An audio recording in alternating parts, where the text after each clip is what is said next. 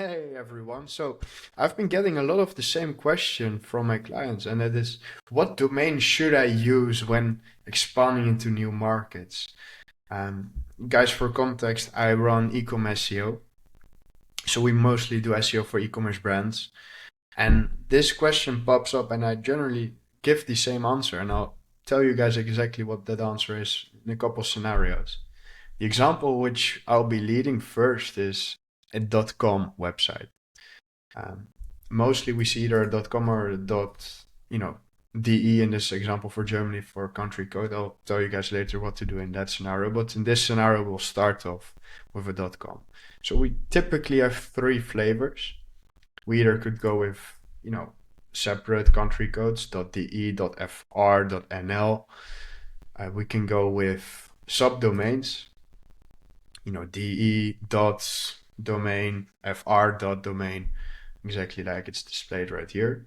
Or we could go with subdirectories, fancy gloves in this example. I just made it up. I don't know if it's an actual website. Slash de slash fr slash nl, etc. Guys, this is not one of those videos where you have to watch until the end to get the answer. I'll just give it to you straight. 90% of times, you want to be having a subfolder setup. For one, it's easy communication towards Google because you're essentially signaling very, efficiently, hey, this is my main site and this is my, market which I want to be targeting. And you would want to have an automation setup where people automatically come to the right target. We work a lot with Shopify, and Shopify Markets does this as, extremely well. Sometimes you would want to have an extra app. But this process works really well. But I think the most prominent reason why I think to go with a subfolder setup, and that is because the off-page value you simply keep. And not only the off-page, just the overall domain value, I should say.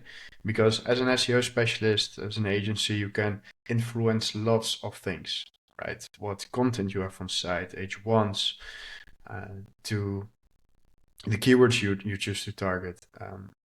And that, in big sense, is SEO. However, in SEO, a big ranking factor is and will always be domain age. So, sure, you can do any workaround through Google Search Console, but domain age will be a big factor for ranking always. And you cannot just change that for a new country. So if you want to keep your values of SEO and expand into new markets, let's say you have topical authority on, leather gloves for this site, and you want to also launch in a new market, and you want to keep your authority. Let's say you're ranking well in the US and you want to now start ranking in France. You want to keep that authority. Chances are you'll have a much bigger chance in getting and retaining that topical authority if you go with a sub folder. Next to that, you also keep your backlinks. So domain age plus backlinks are two important factors when it comes to off-page SEO. And the backlinks you build for your current website, you will keep them and, like I said, retain that value over the root domain, and it will splurge over all other pages you have as a domain score, and you just lose that if you go with a country code new domain. And I think you should also be aware of the fact that subdomains are treated as different domains in the perspective of Google. There has been a couple years ago, I've been doing cloud stacking, and that essentially is operating on a cloud platform from Google and multiple AWS, all of those cloud platforms. You essentially build your own site, and that could be my name, fabian.google.com, essentially. Almost like that you could have. One might think, and especially when starting doing that, that's very effective, because then you'd be creating your own kind of BBN with the domain power of Google. Well, fortunately, that didn't work all too long, as most things do in SEO, which are a little bit out of the box thinking, I should add. In the end, guys, real quick, focus on intent matching, user experience, and building solid backlinks. That will get you real far. Lots of tricks and stuff like that, but especially intent matching, UX, you will come real far. There are some exceptions, of course. Well, if you're, for example, with a local domain, and you know, I mentioned it right here as well, but the local domain is easier to rank than an international domain in a local market. Say in France, it's easier to rank with a French country code, .fr, fancy gloves.fr, than it is fancygloves.com.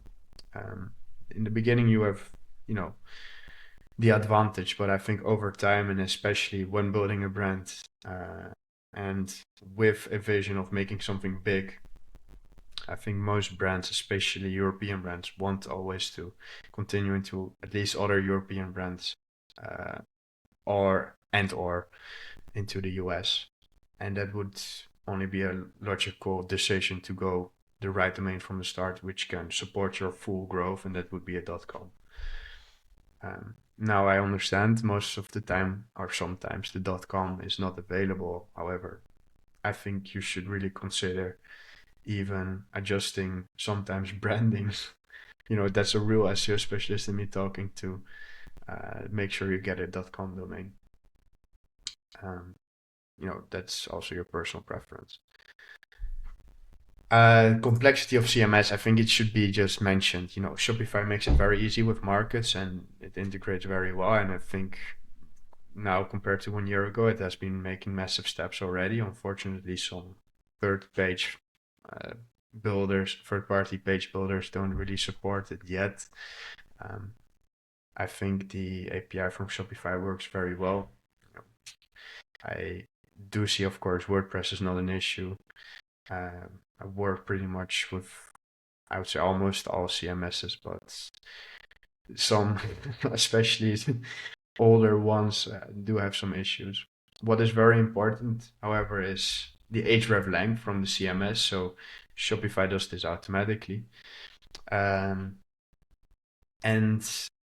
that is pretty much everything you need. So before, you would have Google Search Console international targeting that has been deprecated, that doesn't work anymore.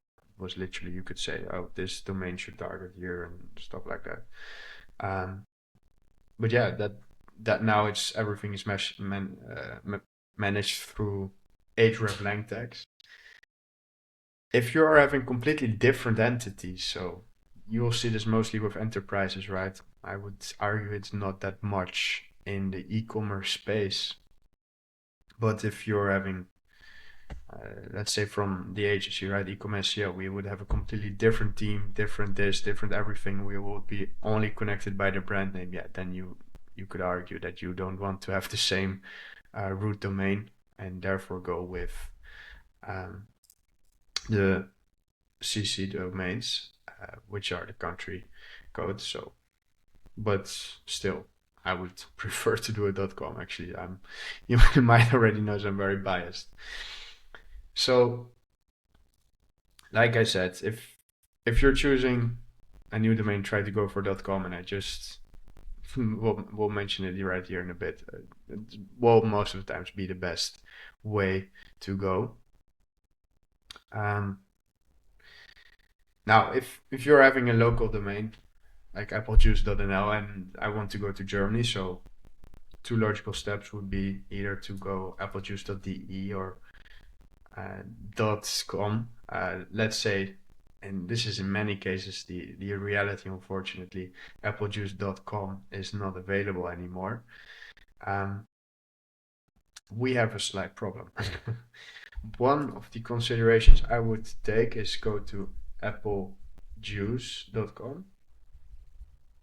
This, on an SEO perspective, does make a lot of sense. If you have been doing offline marketing, it doesn't make sense because, well, you can always do a redirect, but offline marketing, especially through mouth, so like radio and stuff, which is very old-fashioned, then it doesn't make sense. But in every all other case, if you're getting most of your traffic from social media ads, I mean, people don't even have to type the thing. Then, in my opinion, this would be the right approach. However, of course, you could be going with .nl, .de.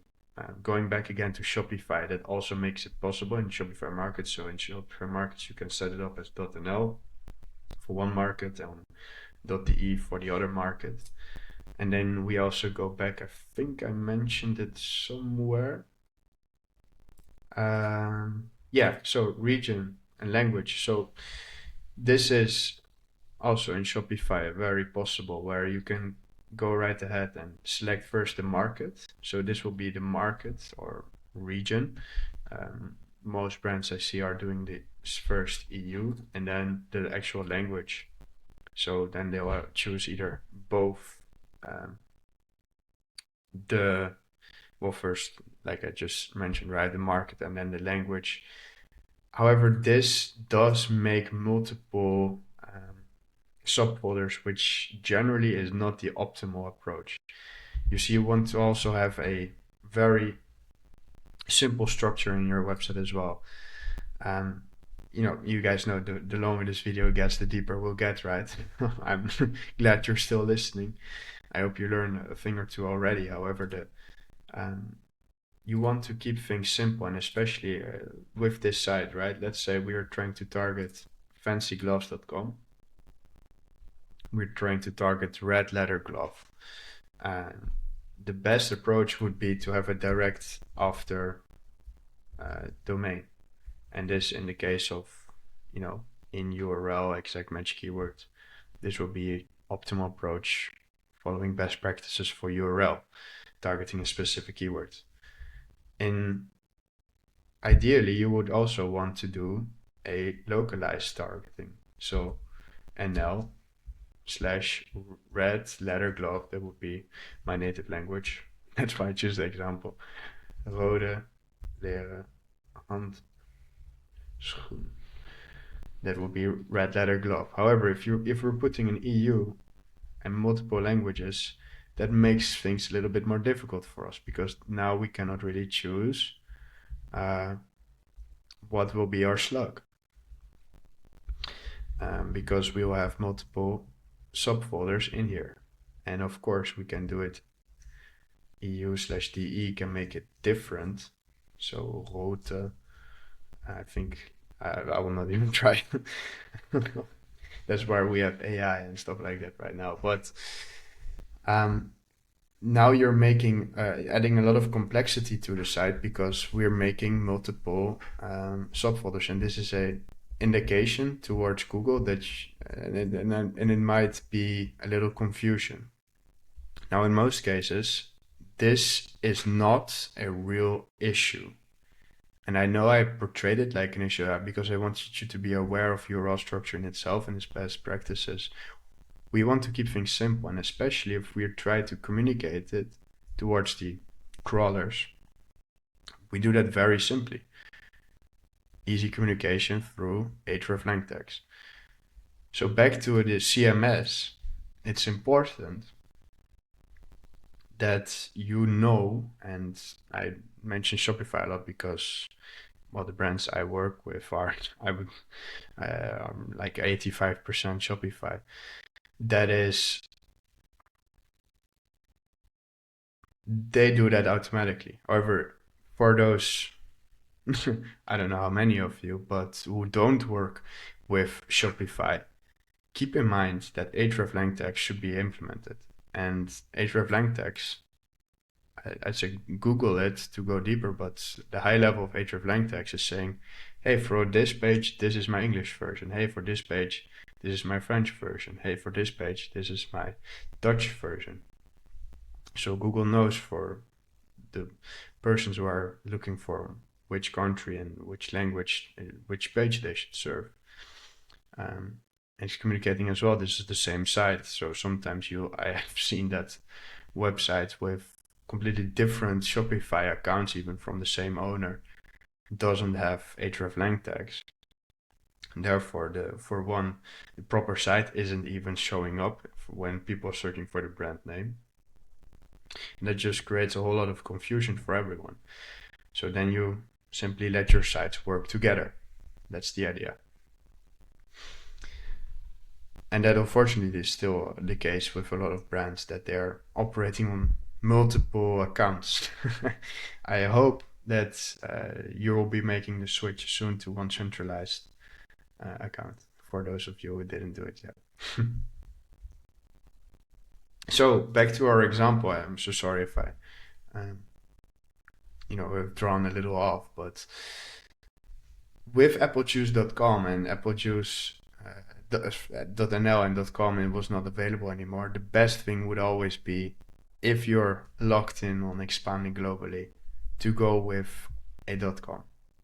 And I think it's always worth changing even your domain to do this, unless you have built thousands, absolutely thousands of backlinks to already applejuice.nl. Thing is, you can always redirect them. Redirect all your backlinks, obviously, to your site. I mean, your old domain would be redirecting to your new one. And just announce in Google Search Console. It's very easy. You just have to be, I think, the owner of both properties and have the 301 set up correctly. And then just announce to Google, hey, I'm changing. And then you should be fine.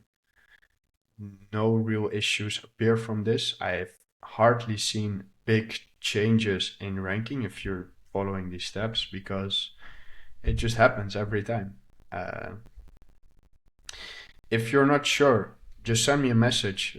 Honestly, I can take a look for you what's the best recommendation, because I can very quickly see, literally 5 minutes, what's the best thing to do in your niche, in your context. Message me anytime. For the ones with zero SEO value, just don't stress too much about your domain. For the ones that just got started with SEO, built a lot already and want to maintain and actually keep their current domain, .nl, and go to Germany, that's also possible. I've seen sites, and especially branding around it. We are a Dutch owned brand and we produce in the Netherlands, and then they go with a .nl/de variant. I personally would never do that for one of my own brands.